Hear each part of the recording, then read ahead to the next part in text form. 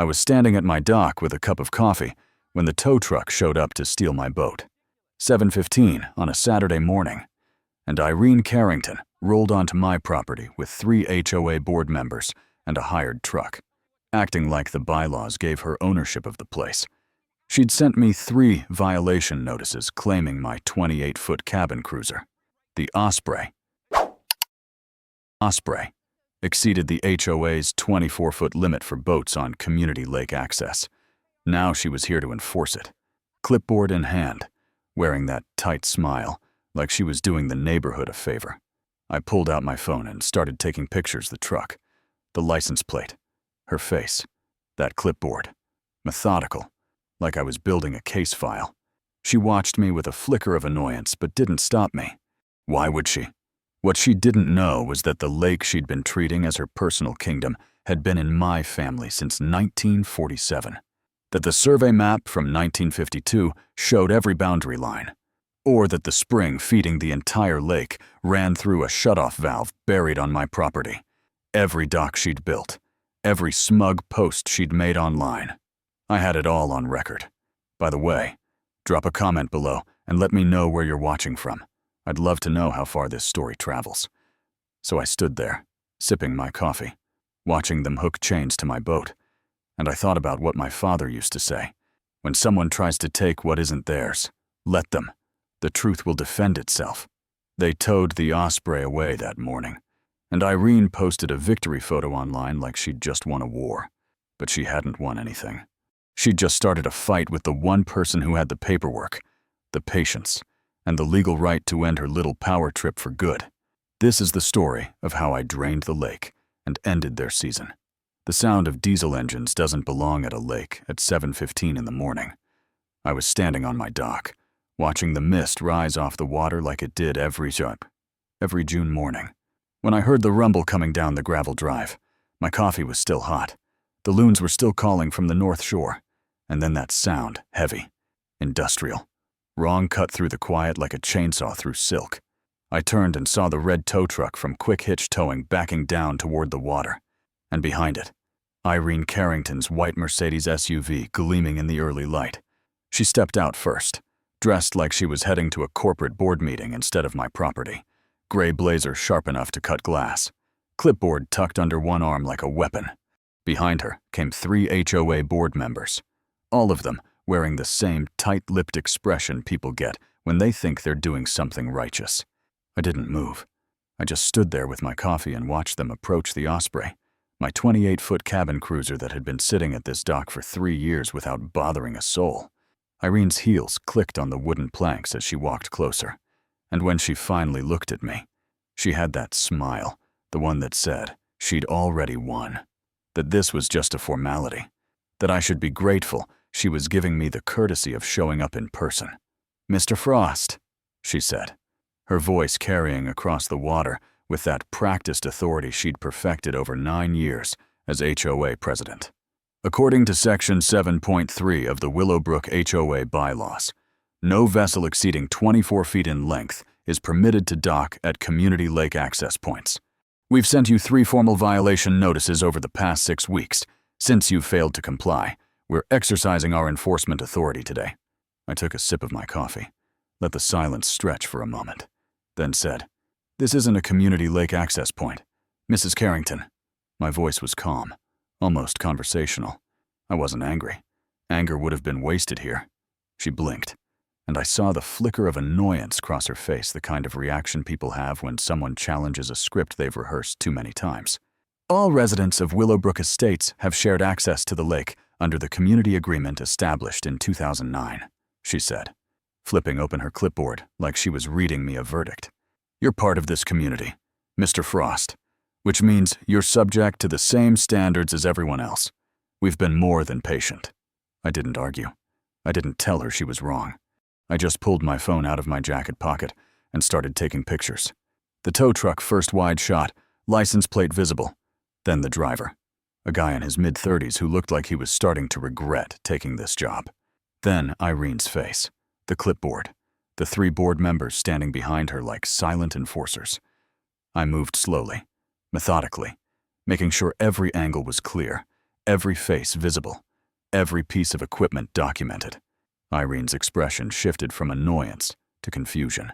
"What are you doing?" she asked, her voice sharper now. I kept my tone even. "Building a record," I said. "For legal purposes."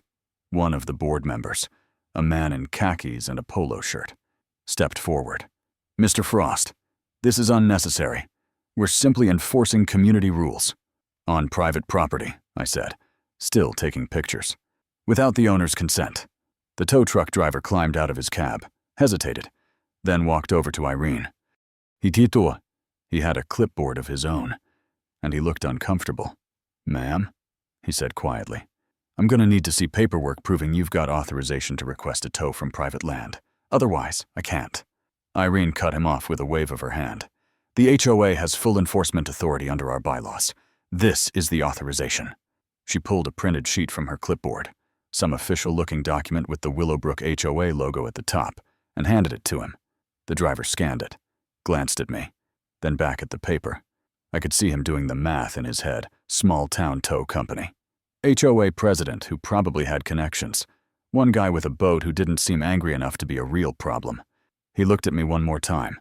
"Sir, I'm just doing my job. If you've got an issue with this, you'll need to take it up with the HOA or—" "I understand," I said. "You're doing what you were hired to do. But you should know that this lake, this dock, and the land you're standing on right now are all part of my family's property deed from 1947. Mrs. Carrington doesn't have the legal authority to authorize anything here. I'm not going to stop you, but I am going to make sure there's a complete record of what happens next." The driver's face went a shade paler, but Irene didn't flinch. If anything, her smile got tighter, colder. "Mr. Frost, you can posture all you want, but the reality is simple. This community has used this lake for 15 years. Your father allowed it. You've allowed it. And that establishes shared access whether you like it or not. Pretending you have some kind of exclusive claim isn't going to change the rules the rest of us live by." I didn't answer. I just kept my phone steady and watched as the driver walked back to his truck, climbed into the cab, and started positioning the wheel lift under the Osprey's trailer. The whole process took about 10 minutes, hooking the chains, securing the winch, and lifting the boat clear of the dock. Irene stood there the entire time with her arms crossed, radiating satisfaction, while her board members whispered behind her like they were already planning the next enforcement action. When the boat was finally loaded and the truck started rolling back up the gravel drive, Irene turned to me one last time. "You brought this on yourself, Mr. Frost. If you'd just followed the rules like everyone else, none of this would have been necessary." Then she got back in her Mercedes and drove away, her little convoy disappearing up the hill toward the Willowbrook housing development. I stood there for a long time after they left, looking at the empty dock, listening to the water lap against the pilings. My father used to say, "When someone tries to take what isn't theirs, let them. The truth will defend itself." I'd always thought that sounded passive, maybe even weak. But standing there in the quiet, I realized he wasn't talking about surrender. He was talking about patience, about letting people reveal exactly who they are before you show them what you're capable of. I finished my coffee, walked back up to the cabin, and opened my laptop. By noon, Irene had posted a photo on the Willowbrook Community Updates page. The Osprey was hooked to the tow truck, with a caption that read, "Maintaining standards keeps our neighborhood great. 47 shares, 120 comments, most of them cheering her on." I took a screenshot, saved it into a folder I'd labeled Evidence HOA Overreach, and then I made a phone call to the Willowbrook County Recorder's office. It was time to get a certified copy of my deed. The cabin smelled like old wood and coffee, the way it always did in the mornings after my father died. I sat at his desk, the one he'd built himself back in the 70s, and opened the small steel lockbox he'd kept in the bottom drawer. Inside was a yellowed envelope, the kind that turns brittle at the edges after decades in storage, and I knew exactly what it held before I even broke the seal. The warranty deed, dated 1947, was folded in thirds. The ink faded, but still legible. 80 acres, including a natural spring-fed lake, approximately 12 acres. All riparian rights reserved to grantor and heirs.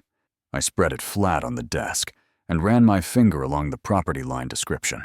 Tracing the boundaries that wrapped around the entire body of water Irene Carrington thought belonged to her HOA. Beneath the deed was the survey map from 1952, hand-drawn in some county engineer's meticulous pencil work, showing the lake, the shoreline, the underground spring on the northeast corner that fed the whole system. Someone, probably my grandfather, had written notes in the margin. Lake fed by underground spring on any corner sole water source. Closed basin. I'd seen this map before, years ago, when my father first showed me the lockbox, but I'd never paid attention to the detail in the corner, a small red circle marking the location of a shutoff valve. Next to it, in my father's handwriting, were the words, "Emergency shutoff if lake boundaries disputed. This controls flow." I stared at that notation for a long time, feeling the weight of what he'd prepared for, what he must have known could happen someday. The last item in the envelope was a letter, written on lined notebook paper in the shaky script my father had developed in the months before he passed. The date at the top read March 2021, about 6 weeks before the cancer finally took him. I unfolded it carefully, even though I'd read it twice before, because some things need to be reread when the moment demands it. "Caden," it began, "if you're reading this, someone's probably trying to take what doesn't belong to them. The lake isn't ours to own. Son, it's a trust. We're stewards, not landlords. But stewardship doesn't mean letting people walk all over you. If someone forgets where the boundaries are, you remind them. The paperwork is here. The law is on your side. And remember, don't ever close that shutoff valve unless there's no other choice. But if there isn't another choice, don't hesitate." He'd signed it simply. "Dad?" And beneath that, he'd added one more line, "Truth doesn't need to shout." I set the letter down and leaned back in the chair, looking out the window toward the empty dock where the Osprey should have been. The Willowbrook HOA hadn't always been a problem. When the developers bought the land around our property back in 2009 and built their 48 luxury homes, my father had been cautiously optimistic. They'd approached him about purchasing the lake outright, offering what they called a generous community partnership, but he'd declined. Instead, he'd drafted a revocable lake access agreement, a simple one-page document that let the new residents use the water for fishing and kayaking as long as they followed 3 rules: no motorized boats, no permanent structures, no trash. It was handwritten, signed by both parties, and filed with the county. For the first 6 years, it worked exactly as intended. Then Irene Carrington got elected HOA president in 2015. I'd met her exactly once, at a neighborhood barbecue the summer after she took office, and she'd spent the entire conversation explaining how Willowbrook was going to become a model planned community with the highest property values in the county. She had plans, she said, standards, a vision, within a year. She'd rewritten the HOA bylaws to include a section on shared community assets, and the lake was listed front and center, described as if it were an amenity the HOA had developed and maintained. My father noticed, sent a polite letter reminding the board that the lake was private property under a revocable agreement, and received a reply thanking him for his input while making it clear the bylaws would stand as written. By 2020, the HOA had built 2 docks on the shoreline without asking permission, started hosting monthly lake socials with loudspeakers and catered food, and issued the first round of violation notices to my father for not maintaining the grass along the shore to community standards. He was too sick by then to fight it, and I was working in Minneapolis, only coming up on weekends. When he died in April of 2021, I inherited the property, the cabin, and the quiet understanding that Irene Carrington saw his death as an opportunity to finish what she'd started. Within 3 months, she'd issued me my first fine, $250, for failing to trim the cattails along the North Shore. I ignored it. She issued another. I ignored that one too. Then came the boat violation notices. And this morning, the tow truck. I closed the lockbox and stood up, looking around the cabin at the photographs on the walls. My grandfather, standing knee-deep in the lake with a stringer of bass. My father teaching me to cast a fly rod from the same dock Irene's crew had tried to regulate this morning. 3 generations of Frosts who'd understood that this place wasn't about ownership. It was about care. My father's voice echoed in my head, that last conversation we'd had before the hospice nurses increased his morphine. Don't let them bully you, Caden, but don't become a bully yourself. Use the law. Use the truth. Let them hang themselves. I picked up my phone and opened the Notes app, started a new file labeled Timeline HOA Violations, and began documenting every incident I could remember from the past 3 years. Then I made 2 calls. The first was to the Willowbrook County Recorder's Office, requesting certified copies of the deed and survey map. The second was to Ellen Marshall, a real estate attorney in Minneapolis I'd worked with on a drainage project 2 years ago. She answered on the 3rd ring, and I gave her the short version. When I finished, there was a pause, then a low chuckle. "Caden," she said, "they really stepped in at this time, didn't they?" I looked out the window at the lake, at the sunlight breaking through the morning clouds, and I smiled for the first time all day.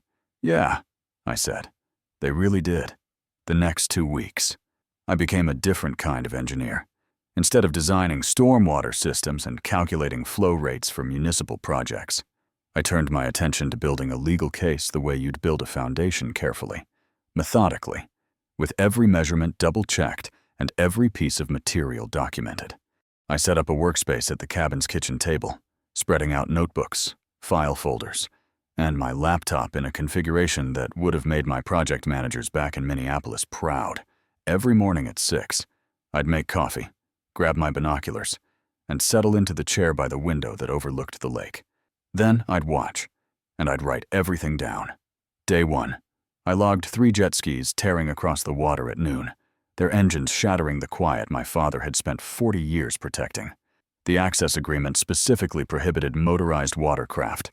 I filmed them on my phone, making sure to capture the HOA dock in the background, the timestamp clear in the corner of the frame. Day 3, Irene's crew installed a rope barrier across the southern inlet with a hand-painted sign that read, "Private HOA members only," which was ironic considering they were privatizing someone else's private property. I photographed it from 6 different angles, noted the GPS coordinates, and saved everything to a cloud folder labeled Evidence Log, June 2024. Day 5 brought the Lake Social, a party that drew 40 people with coolers, folding chairs, and a Bluetooth speaker playing Jimmy Buffett loud enough to scare off every loon within a mile. They set up a portable grill on the shoreline. My shoreline and I watched through the binoculars as Irene worked the crowd like she was running for office, gesturing at the water with the pride of someone showing off something they'd built themselves. I documented all of it. Video clips, photographs, and written descriptions with dates and times. 14 videos in total, 37 photographs, and a spreadsheet tracking every incident cross-referenced with the specific clause of the access agreement it violated. It was tedious work, the kind of procedural monotony that would have bored most people to tears. But I'd spent 15 years engineering compliance documentation for EPA permits. I knew how to build an airtight record. While I was cataloging violations, I was also making calls. The Willowbrook County Recorder's Office sent me certified copies of the deed and survey map for $45, and they arrived in a stiff manila envelope 5 days later, the county seal embossed on every page. I spread them out on the table next to my evidence files and felt something settle in my chest, the quiet confidence that comes from knowing you're standing on solid ground. My second call was to the Minnesota Department of Natural Resources. I reached a field officer named Patterson, who sounded like he'd answered the same question 100 times that week. But when I explained the situation, closed basin private lake, entirely within property boundaries, fed by an underground spring with no outlet to public waterways, his tone shifted. If the lake's completely on private land, and the water source is private, it's regulated as private water, he said. You'd want to check county ordinances for additional restrictions, but DNR jurisdiction wouldn't apply. That's a property rights issue, not a public resource issue. I thanked him, hung up, and added his name and badge number to my notes. Not legal advice, just regulatory facts, but facts I could use. The third call was to Ellen Marshall. I'd already sent her scanned copies of the deed and the access agreement, and when she called me back, I could hear the smile in her voice. "Caden, this is cleaner than I expected. You don't just own the lake, you own the water source. They've got no legal standing, but we'll need evidence of ongoing violations to make the case for revoking access. I told her about my log. She laughed. Of course you have a log. All right, here's what we do. I'll draft a cease-and-desist letter citing the violations and giving them 10 days to remove unauthorized structures and stop all prohibited activities.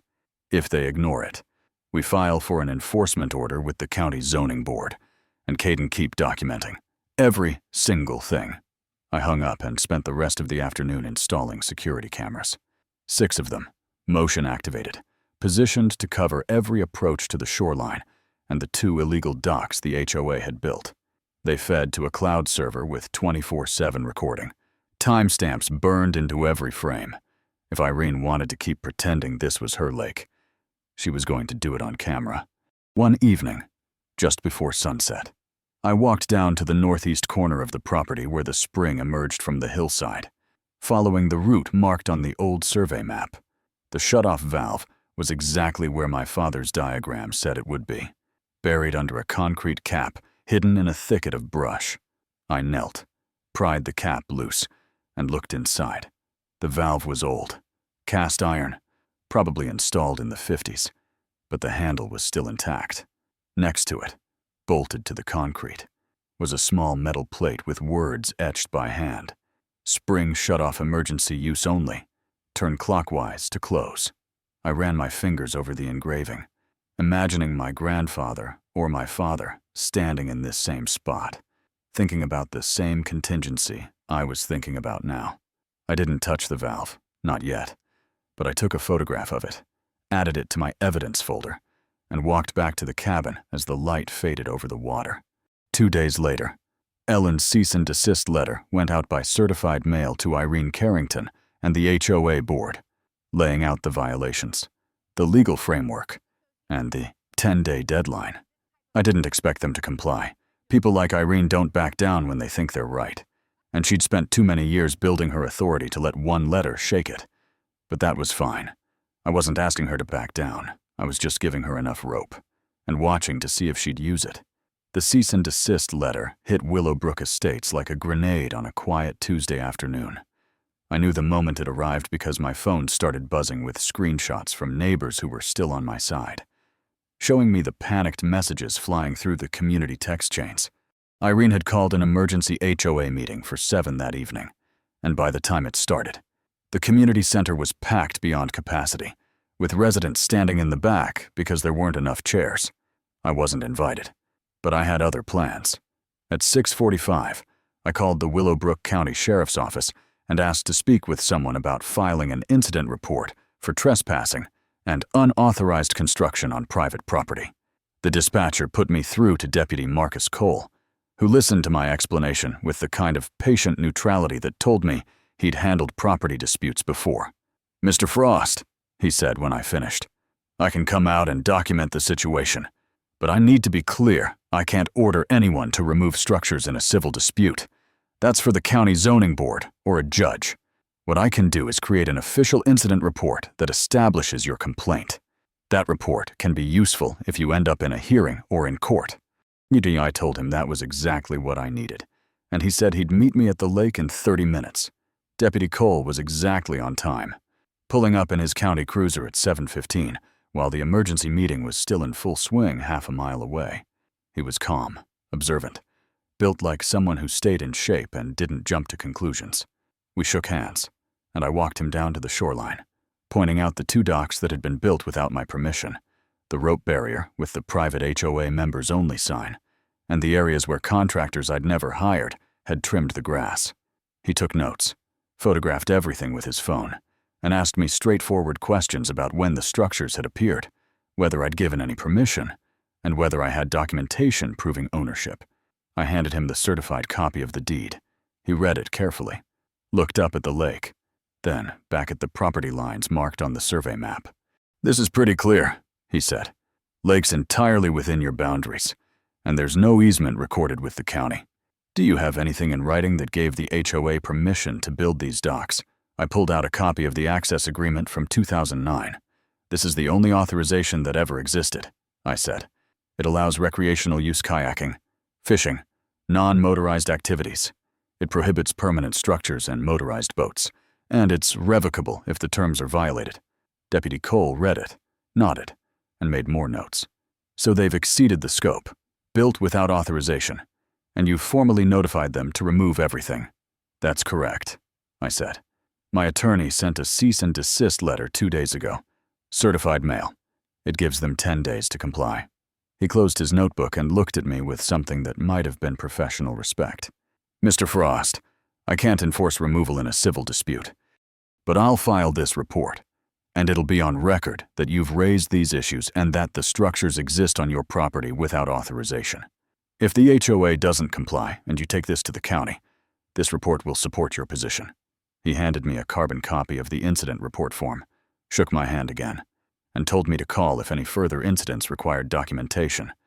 I stood there for a moment after he left, holding the report, feeling the weight of something shifting in my favor. It wasn't enforcement or a court order, but it was official recognition from a neutral third party that my complaint had merit, and in a fight where credibility mattered, that was worth more than people realized. 20 minutes later, my phone buzzed with a text from Travis Bennett, one of the HOA board members who'd been quietly skeptical of Irene's approach from the beginning. "She's losing it," the message read. "Just told everyone you're trying to steal the lake. People are asking questions she can't answer. Call me tomorrow." I didn't reply. I just saved the screenshot and added it to my evidence folder. By 8:30, the meeting had apparently ended, because cars started streaming out of the community center parking lot. 10 minutes later, Irene's Mercedes pulled into my driveway, and she climbed out with 2 of her board members trailing behind her. I was sitting on the cabin's front porch with a glass of iced tea, and I didn't stand up when she approached. She stopped at the base of the steps, holding the cease-and-desist letter in one hand, like it was contaminated. "Mr. Frost," she said, her voice tight and controlled. "This letter is a misrepresentation of the facts. The HOA has maintained and improved that lake for 15 years. We've invested thousands of dollars. You can't just revoke access because you don't like the rules." I took a sip of my tea and let the silence stretch. "Mrs. Carrington, I've been patient for 3 years while you built docks I never authorized, hosted events that violated the access agreement, and sent me fines for land you have no authority over. The letter lays it all out. You've got 10 days to remove the structures, and then we can talk about whether a new agreement makes sense."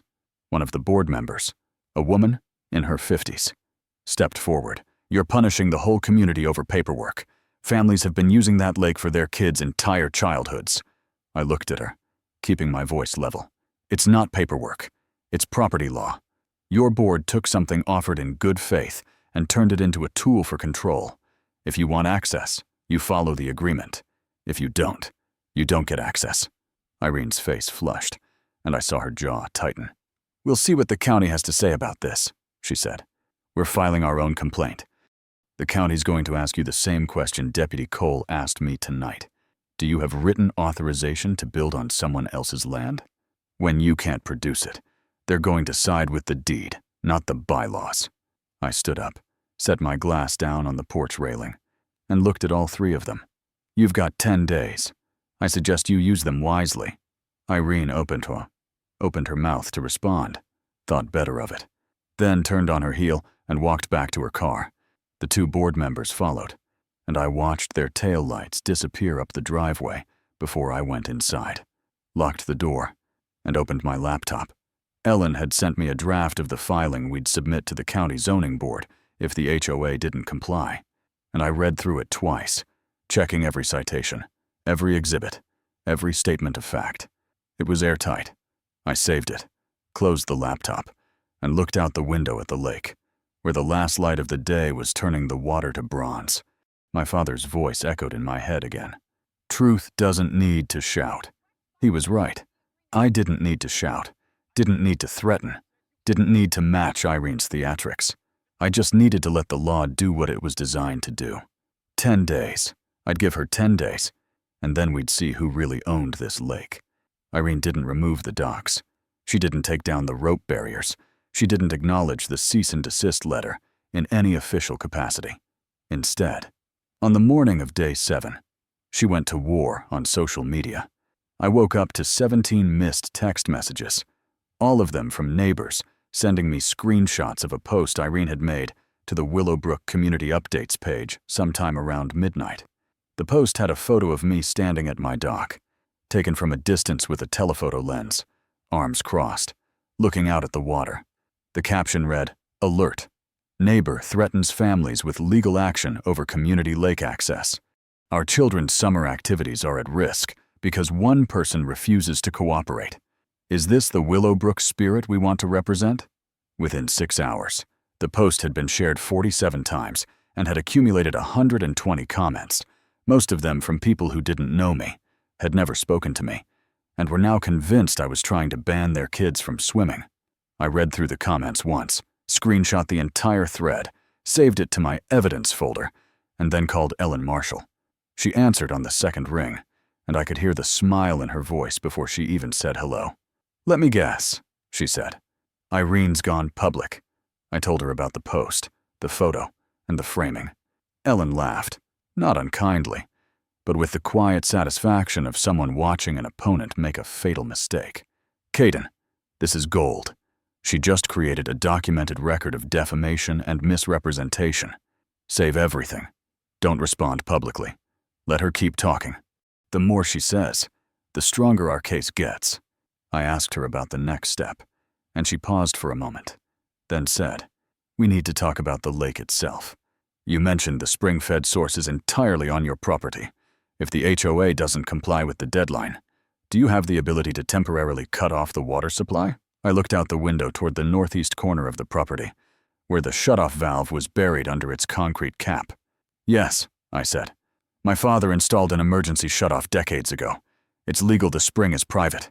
The lake is a closed basin with no outlet to public waterways or county utilities. Shutting it off wouldn't affect anyone else's water supply." Ellen was quiet for a long moment. "Caden, that's a nuclear option. Legally, you're within your rights. Private water source, private property. But it's going to make people very angry, and it's going to look like coercion in the court of public opinion." I thought about that, about the optics, about the backlash.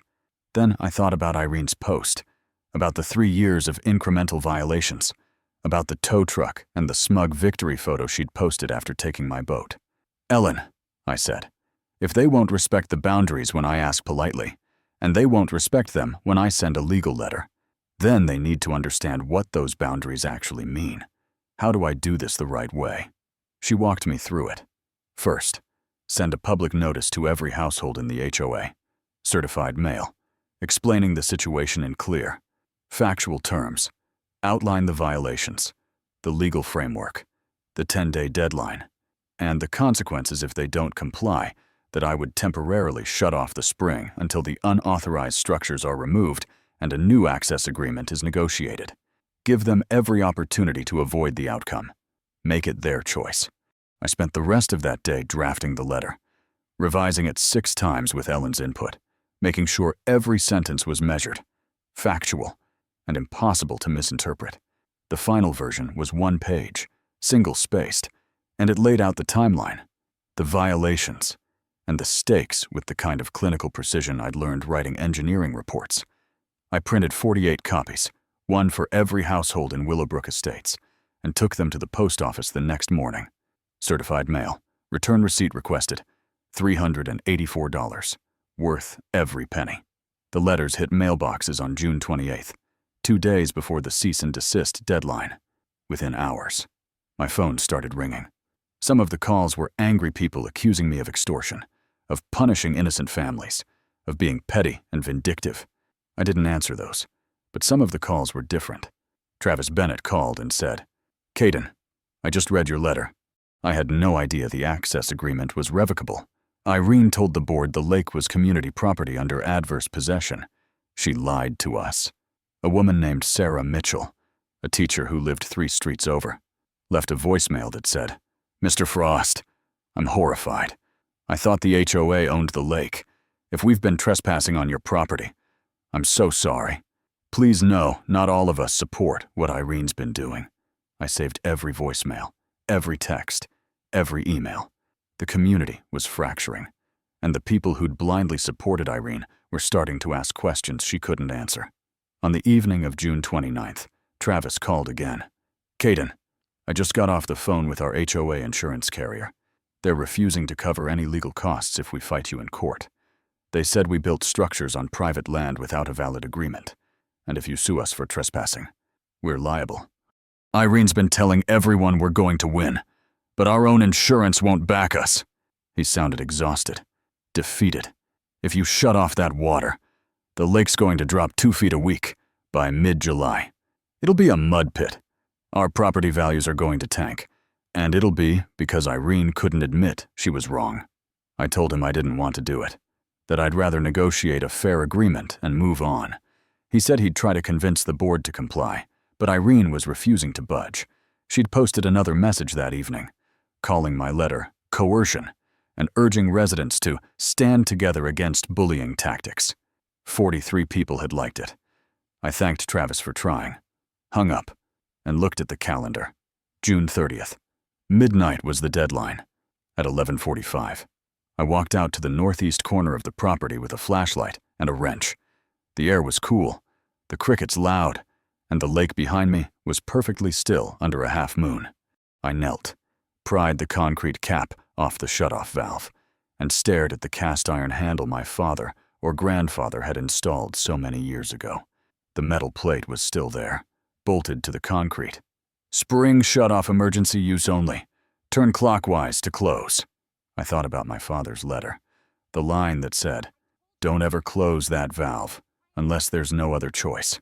But if there isn't another choice, don't hesitate." I'd given them 10 days. I'd sent certified letters. I'd offered to negotiate.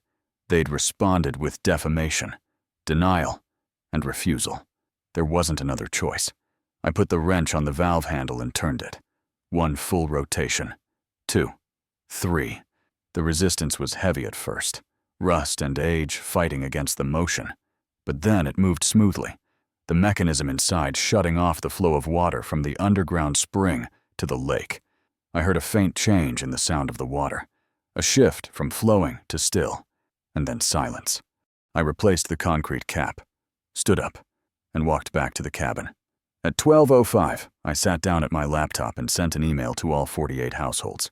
As of 12:05 a.m., July 1st, the lake water supply has been temporarily shut off due to the HOA's failure to comply with the cease-and-desist order. The supply will resume when all unauthorized structures are removed and access agreement violations cease. I regret this action, but I will protect my property. I hit send, closed the laptop, and turned off my phone. The next morning, I woke up to silence. No calls, no texts, nothing. I made coffee, walked down to the dock, and looked out at the lake. The water level hadn't changed yet, but everyone knew what was coming. Defending boundaries has a cost. Today, they finally saw it. I just hoped the cost wouldn't be more than the community could afford to pay. The HOA filed its emergency complaint with the Willowbrook County Zoning Board on July 3rd, 72 hours after I'd shut off the spring. Their petition claimed I was sabotaging community water access and asked the county to force me to restore the flow and recognize the HOA's long-standing usage rights. The hearing was scheduled for July 8th, which gave me 5 days to prepare. Ellen Marshall drove up from Minneapolis on the 6th with 2 accordion files full of documentation, and we spent an entire afternoon at the cabin's kitchen table organizing our case into a presentation that would take no more than 15 minutes to deliver. She kept saying the same thing over and over. Let the documents do the talking. Stay calm, stay factual, and let Irene hang herself with her own words. The county government center was a low brick building on the edge of town, the kind of place that smelled like old carpet and instant coffee. The hearing room was smaller than I'd expected, with 3 long tables arranged in a U-shape and a raised platform at the front where the zoning board members sat. By the time I arrived at 1:45, 15 minutes early, 20 residents from Willowbrook had already filled the gallery seating. Irene was sitting at the front table with her attorney, Gerald Finch, a man in his 60s who looked like he'd spent his career doing contract law for small businesses and was now slightly out of his depth. Ellen and I took the table on the opposite side, and she laid out our materials with the kind of methodical care that made me glad I'd hired her. At 2 o'clock sharp, Commissioner Linda Ortega called the hearing to order. She was in her mid-50s, gray hair pulled back in a tight bun, with the no-nonsense bearing of someone who'd been a judge before retiring into county administration. The two other board members flanked her, both of them looking like they'd rather be anywhere else on a Friday afternoon. Ortega read the case number, summarized the complaint, and then asked Gerald Finch to present the HOA's position. Finch stood, cleared his throat, and launched into what sounded like a prepared speech. Commissioners, this case is fundamentally about one man's refusal to honor the spirit of community cooperation that has defined Willowbrook Estates for 15 years. Mr. Frost has unilaterally cut off water to a lake that dozens of families have used for recreation, childhood memories, and property value. He's done this not because of any genuine harm, but because of a minor dispute over dock placement and boat regulations. The HOA requests that the county compel Mr. Frost to restore water flow and recognize the community's established usage rights under the doctrine of long-term access. Irene stood next, and I could see the tension in her shoulders, the way her hands gripped the edge of the table. Commissioners, my son is 8 years old. Last week he asked me why Mr. Frost hates us. I didn't have an answer, because this isn't about law, it's about kindness, about being a good neighbor. We've maintained that lake, improved it, made it a centerpiece of our community. And now, one person wants to take it all away because we didn't ask permission every single time we tried to make things better. A few people in the gallery murmured in agreement. Ortega tapped her gavel lightly. Order, please. She looked down at the documents in front of her, then at Finch. Mr. Finch, does the HOA have any deed, title, or recorded easement that establishes ownership or permanent access rights to the lake in question? Finch hesitated, glanced at Irene, then said, No, Commissioner. However, we believe that 15 years of continuous, uncontested use constitutes adverse possession under Minnesota statute. Ortega raised an eyebrow. Adverse possession requires use that is hostile, open, continuous, and exclusive for a statutory period without the owner's permission. Mr. Finch, do you have evidence that the HOA's use was without permission? Finch faltered. Well, no. There was an access agreement signed in 2009, but Ortega cut him off. So the use was with permission, which means it cannot be adverse. Do you have any other legal basis for claiming rights to the property? Finch looked at his notes, flipped through a file, and said, We believe the agreement was intended to be permanent, and that Mr. Frost's revocation is retaliatory and made in bad faith. Ortega looked at Ellen. Mrs. Marshall, would you like to respond? Ellen stood, and I watched her move with the kind of controlled confidence that comes from knowing you've already won. She didn't raise her voice, didn't add dramatic pauses. She just laid out the facts. Commissioners, the truth is very simple. The lake is entirely within the boundaries of Mr. Frost's property, as confirmed by this certified deed from 1947 and this county survey from 1952. She placed both documents on the overhead projector, and the board members leaned forward to look at the property lines. Clear and unambiguous. The water source is a private underground spring located on Mr. Frost's land. It feeds a closed basin lake with no outlet to public waterways or county utilities. The Minnesota Department of Natural Resources confirmed that this is private water, not subject to public resource jurisdiction. The HOA was granted access under a revocable agreement that explicitly prohibited motorized boats, permanent structures, and commercial events. The HOA violated this agreement repeatedly. Ellen clicked to the next slide, a photo of the two unauthorized docks. This dock was built in 2018 without Mr. Frost's written consent. Click, a photo of 3 jet skis tearing across the water. Motorized watercraft, June 15th, 2024, in direct violation of the agreement. Click, a screenshot of Irene's post with the photo of me and the caption about threatening families. And this is Mrs. Carrington's public defamation of Mr. Frost, posted after he sent a lawful cease-and-desist letter. Ellen turned to face the board. Mr. Frost gave the HOA 10 days to remove unauthorized structures and cease prohibited activities. They refused. He sent certified letters to every household explaining the situation and the consequences. They responded with more defamation and more refusal. Mr. Frost has the legal right to control his private water source. He exercised that right only after exhausting every reasonable attempt at resolution. This is not retaliation. This is property protection. She sat down, and the room was silent.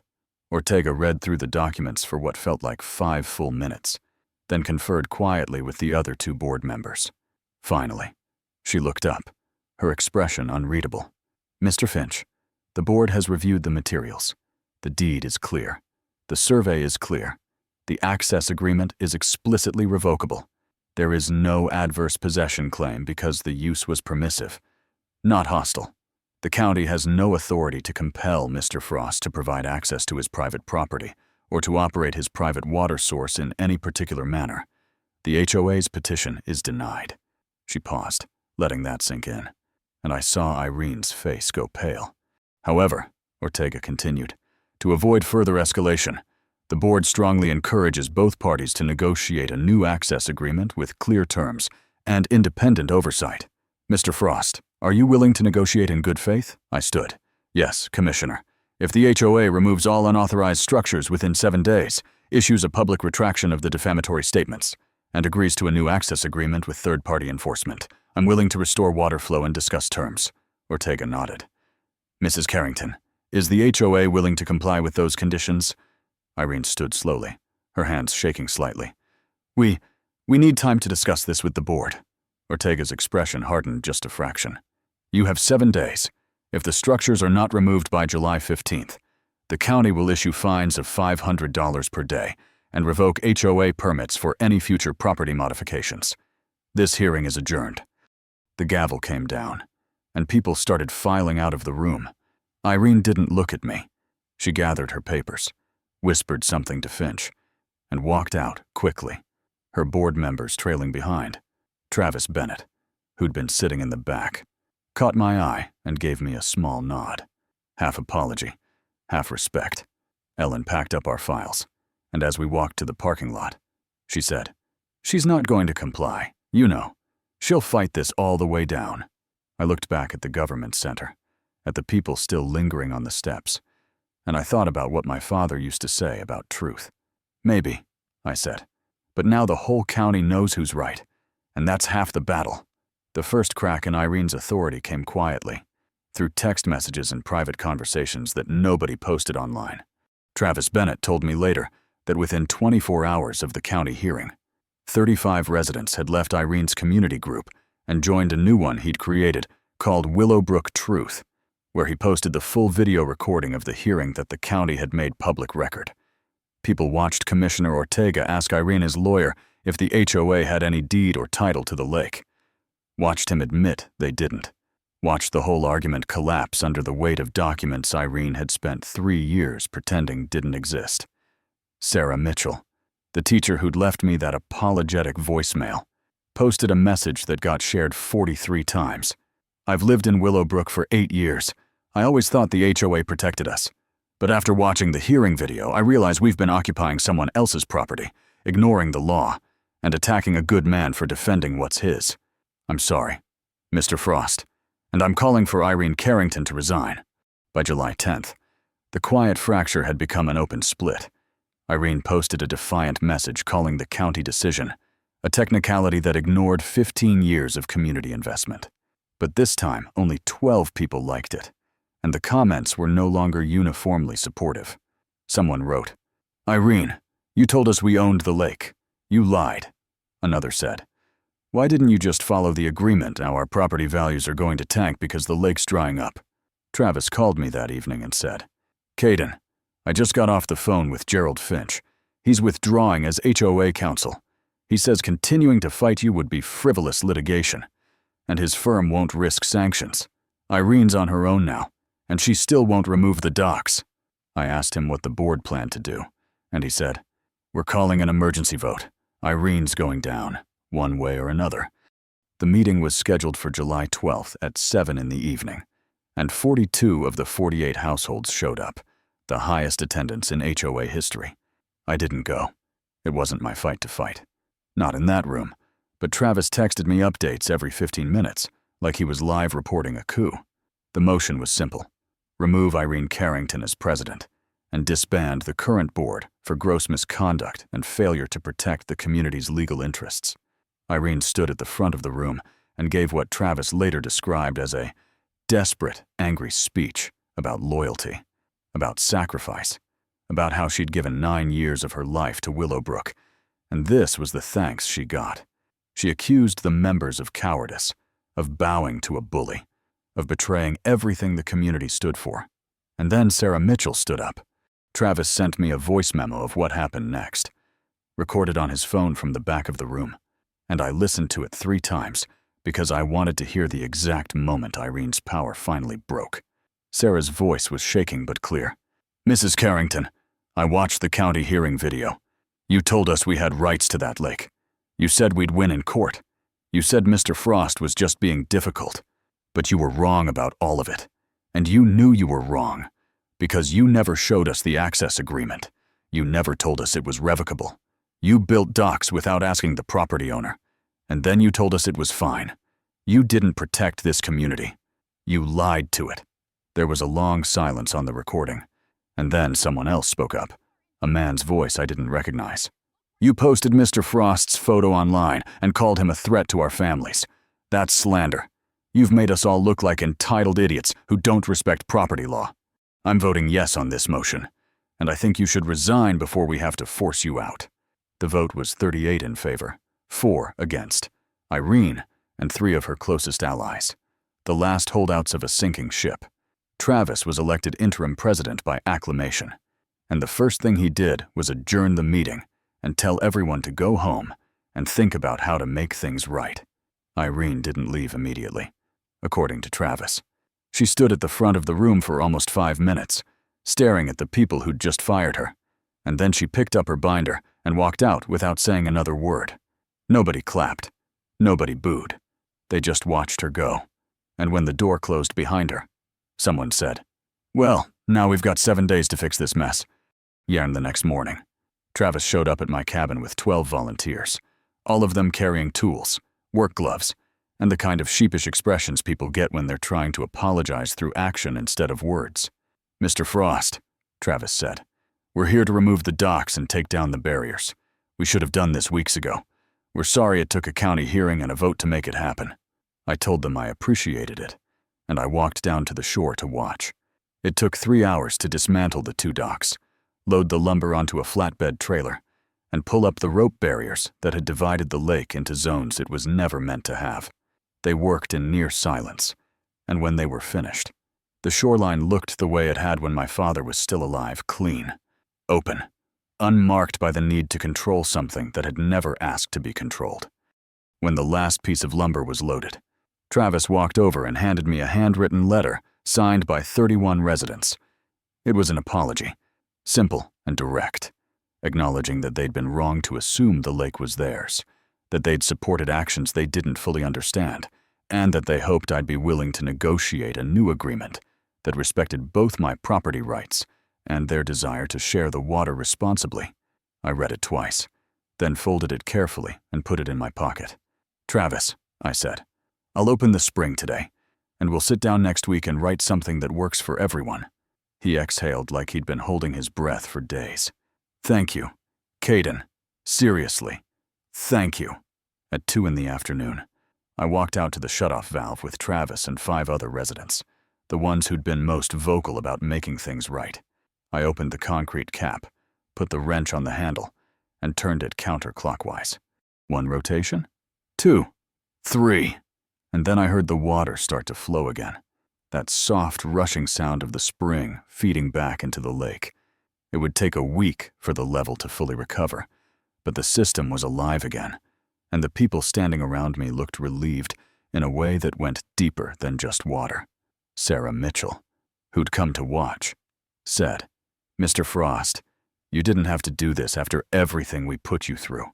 I looked at her, at the others, at the lake that was slowly coming back to life. "This place isn't mine to hoard," I said. "My father taught me that, but it's also not yours to take. That's the lesson. If we can both remember it, we'll be fine." That evening, Travis organized a reconciliation barbecue at the community center, and 30 families showed up. I brought an old photograph of my father standing in the lake with a fly rod, taken sometime in the 80s, and I showed it to people who asked what he was like. Someone's kid, maybe 9 years old, came up to me and said, "Mr. Frost, "Can I go fishing at your lake?" I smiled and said, "Sure, but if you catch a small one, throw it back." "Okay." The kid nodded seriously, like I'd just given him an important responsibility. And maybe I had. When I got home that night, I had an email from Ellen Marshall with the subject line, "One more thing." I opened it. "Caden," it read, "Irene Carrington just filed a personal lawsuit against you for intentional infliction of emotional distress and tortious interference with HOA operations. She's representing herself and asking for $50,000 in damages. Call me Monday. We'll handle it." I closed the laptop, looked out at the lake where a few families were already back on the water in kayaks, and I thought about how some people never learn when to stop digging. The courtroom was smaller than the county hearing room, just a district judge's chambers, with wooden paneling and fluorescent lights that buzzed faintly overhead. Irene sat alone at the plaintiff's table on August 15th.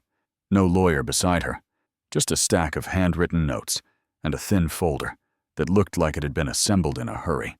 She'd filed the lawsuit pro se 3 weeks earlier, claiming I'd intentionally caused her emotional distress and interfered with HOA operations, demanding $50,000 in damages.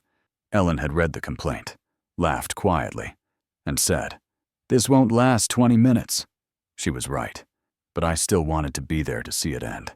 Judge Alice Brennan, the same woman who'd handled property disputes in this county for 30 years before semi-retiring to part-time case management, sat behind the bench with reading glasses perched on her nose and a case file open in front of her. She looked at Irene, then at Ellen and me, and said, "Mrs. Carrington, you're representing yourself today. Do you understand that you have the right to legal counsel?" Irene nodded stiffly. "I understand, Your Honor. No attorney would take my case because they said it wasn't winnable, but I believe I have the right to be heard." Brennan gestured for her to proceed, and Irene stood, gripping her notes like a lifeline. "Your Honor, Mr. Frost deliberately cut off water to a lake that my family and dozens of others had used for 15 years. He did this to punish me for enforcing community standards, and the emotional toll has been severe. I've been publicly humiliated, removed from my position as HOA president, and forced to sell my home because I can no longer live in a neighborhood that turned against me. He used his property rights as a weapon, and I believe that constitutes intentional infliction of emotional distress." Her voice cracked slightly on the last sentence, and I saw her hands trembling. For a moment, I almost felt something like sympathy. Then I remembered the tow truck, the defamation posts, the 3 years of incremental control disguised as community service.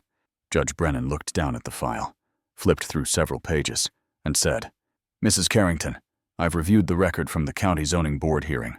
The board found that Mr. Frost owns the lake and the water source, that your HOA built structures on his property without authorization, and that the access agreement you violated was explicitly revocable. Is that correct?" Irene hesitated. "Yes, but the county didn't consider the emotional harm." Brennan held up a hand. "Mrs. Carrington, did you post statements on social media claiming Mr. Frost was threatening families and trying to ban children from swimming?" Irene's face flushed. "I was trying to protect the community." Brennan looked at Ellen. "Counsel, your response." Ellen stood, and her presentation was surgical. She entered into evidence the same materials from the county hearing the deed: the survey, the access agreement, the photos of violations, and added the screenshots of Irene's defamatory posts, the timeline of ignored cease-and-desist letters, and a written statement from Travis Bennett confirming that Irene had misrepresented the HOA's legal position to the board and the community. "Your Honor," Ellen said, "Mrs. Carrington is attempting to claim emotional distress from consequences she created herself. She violated a legal agreement, refused to comply with lawful requests, defamed Mr. Frost publicly, and misled her own community about their rights. Mr. Frost exercised his legal property rights only after exhausting every reasonable alternative. There is no tort here. There is only accountability."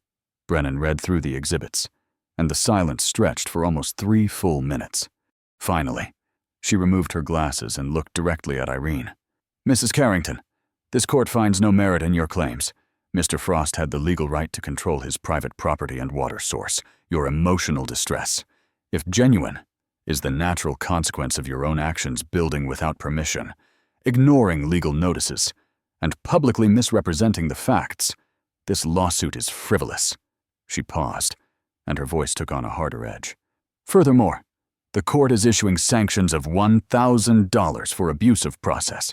You filed this action after a county board had already ruled against you on the same facts. That is not seeking justice. That is harassment." Brennan looked at her notes one more time. "The court orders the following one. Mrs. Carrington must post a public retraction on the same platform where she made defamatory statements, apologizing to Mr. Frost. 2. Mrs. Carrington is barred from serving on the Willowbrook HOA board for 5 years. 3. Mrs. Carrington will pay Mr. Frost $2,500 in legal fees, plus the $1,000 sanction. Case dismissed." The gavel came down, and Irene stood there for a moment, motionless, before gathering her papers and walking out without looking at anyone. I watched her go, and I felt nothing. Not triumph, not satisfaction, just a quiet sense that the weight I'd been carrying since my father died had finally lifted. 2 days later, Irene posted the retraction. It was brief, factual, devoid of the emotion she'd poured into her earlier attacks. "I, Irene Carrington, publicly retract false statements made about Caden Frost regarding lake access. I violated his property rights and misled the community. I apologize for the harm caused and hope Willowbrook learns from my mistakes." 18 people liked it. No one shared it. 3 weeks after that, the "for sale" sign went up in her yard, and by mid-September, she was gone. On a Saturday morning in late September, I stood at my dock with a cup of coffee, watching mist rise off the water exactly the way it had on the morning the tow truck came. The Osprey was back, tied securely to the rebuilt dock that Travis and I had designed together under the terms of the new access agreement. The agreement was 20 pages long, co-signed by an independent mediator, and it laid out every rule, every responsibility, every consequence in language clear enough that no one could misinterpret it again. The lake was alive with the sounds of early autumn loons calling, a family in kayaks paddling quietly along the far shore, a kid casting a fishing line from the community dock we'd agreed to build together on the south end.